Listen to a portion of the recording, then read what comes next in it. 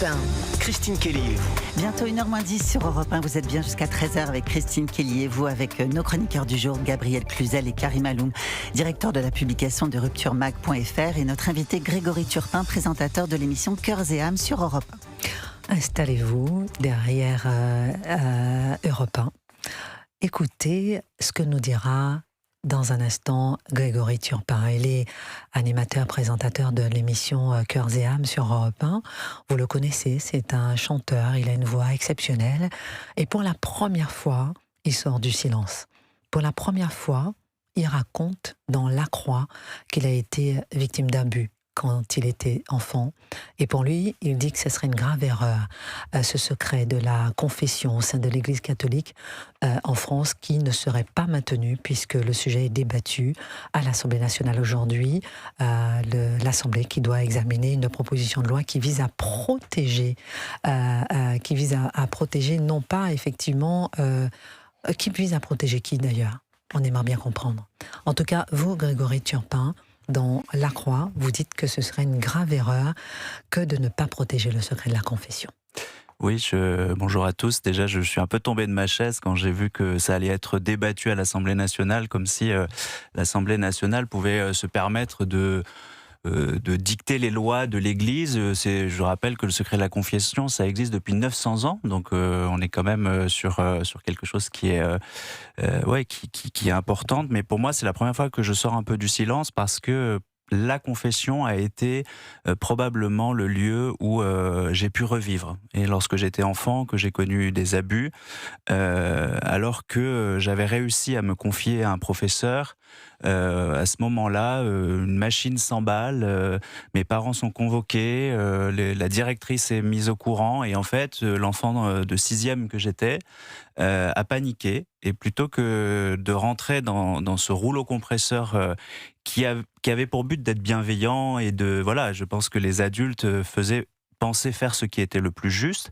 eh bien, j'ai préféré nier et dire que j'avais menti. Et c'est pendant près d'1 an que je vais commencer à arriver à parler grâce à un prêtre que je vais rencontrer dans le secret de la confession, parce que je sais que dans ce secret, eh bien, je vais être protégé. Je sais que tout ne va pas s'emballer. Et c'est grâce à ce prêtre que petit à petit, j'ai pu commencer à guérir, à en parler et à faire ce qu'il fallait pour sortir de cette emprise dans laquelle j'étais. Vous êtes révolté lorsque vous voyez que l'Assemblée nationale se penche sur cette question. Vous dites que ça évite de protéger les victimes ?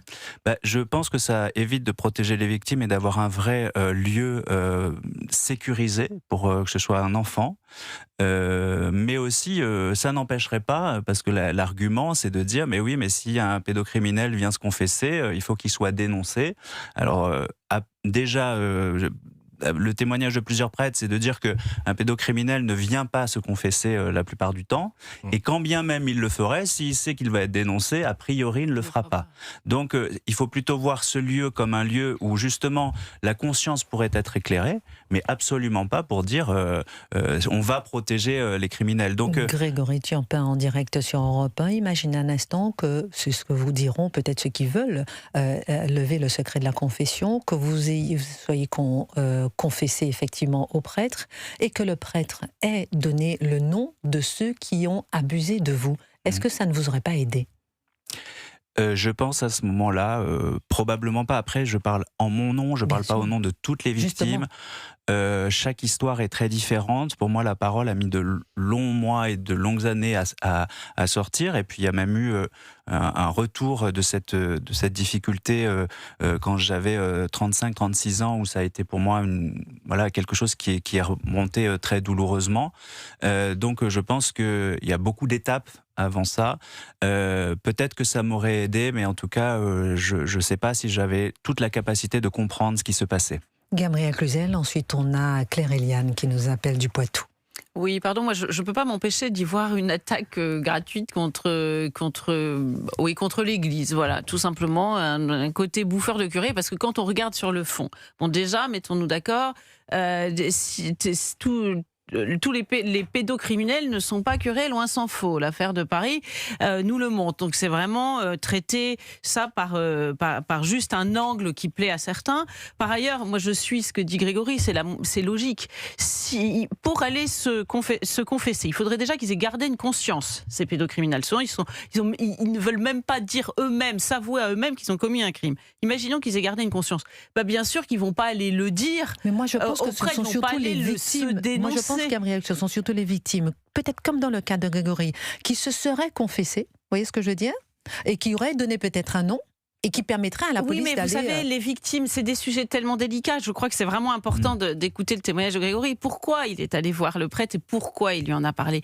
Parce qu'il savait que celui-ci le garderait pour lui tant que Grégory ne souhaiterait pas le dire. Voilà, et je trouve très intéressant ce que vous avez dit au sujet de ce qui s'est passé à l'école. Ouais. C'est-à-dire que vous n'étiez pas prêt à assumer ce rouleau compresseur. Donc ce qui se dit dans le secret de la confession, le fait que ce soit gardé de façon scrupuleuse, fait que c'est dit précisément. Donc je reviens sur la question de l'assassin, oui, enfin c'est du criminel en tout cas, on peut appeler ça un criminel. Il va le dire au prêtre. Imaginons qu'il aille le dire au prêtre. Il n'ira le dire que parce qu'il sait qu'il y a le secret de la confession. Mais à ce moment-là, le prêtre peut lui dire: mais va te dénoncer, faire appel à sa conscience. Exactement. Puisque, donc, désormais, il n'ira plus le dire au prêtre, donc il n'y a plus de possibilité dans ce sens-là. Il nous appelle du Poitou. Pardon, je ne veux pas il nous reste 30 secondes. Claire Eliane, vous nous appelez du Poitou et vous dites que pour vous, c'est un espace d'intimité à préserver. Oui, absolument. Pourquoi? Oui, tout à fait. Je rejoins tout à fait ce que disait M. Tourpin, à savoir que ça nous est présenté comme une mesure de protection des mineurs, et à l'inverse, je pense que ce serait un grave préjudice, car ce serait la suppression d'un espace inviolable de parole libre, d'intimité, et ce serait la suppression de la possibilité pour les victimes d'aller se confier, parce qu'elles ont souvent un sentiment de culpabilité, voire de peur, parce qu'elles subissent des menaces de la part de leur agresseur, et elles savent que dans cet espace-là, elles peuvent se confier en toute sécurité. Donc je pense que ce serait plutôt un frein et que c'est un biais malhonnête pour attaquer une fois encore l'Église catholique sous couvert de bons sentiments. Merci beaucoup Claire Eliane d'avoir témoigné en direct sur Europe 1. 10 secondes peut-être pour terminer. Grégory Turpin, le mot de la fin, merci d'avoir donné la parole sur ce sujet, et puis j'espère que les consciences vont s'éclairer à l'Assemblée nationale. Rappelons effectivement que l'Assemblée nationale examine cette proposition de loi pour lever le secret de la confession de l'Église. Merci beaucoup. Bonjour Clélie Mathias. Bonjour Christine, bonjour à tous. Dans Europe 1 Info, dans quelques instants, nous reviendrons évidemment sur les violences après cette belle victoire du PSG en Ligue des Champions.